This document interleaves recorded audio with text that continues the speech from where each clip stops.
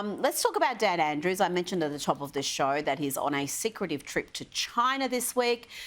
Very vague details about what he's actually doing there. But we do know that Cheng Lei's family, who are based in Victoria, have asked Dan Andrews to advocate for the imprisoned journalist.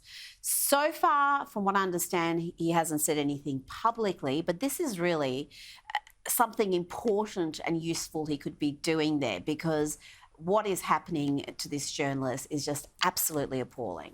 Well, that's right, Rita. I mean, she's remained in prison for several years with no explanation to why she's behind bars.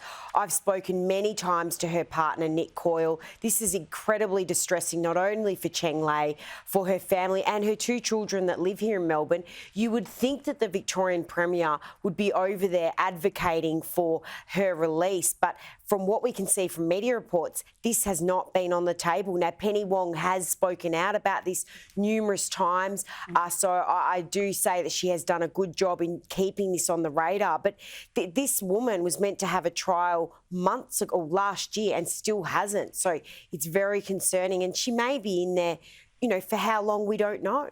It is. I just can't believe that we allow this to happen without greater outcry. I mean, I understand Penny Wong has raised it, and you have to be very sensitive in dealing with the Chinese officials because they take offence very quickly. But this is just an appalling human rights abuse happening against one of our own, and I think we should be much stronger in advocating for her.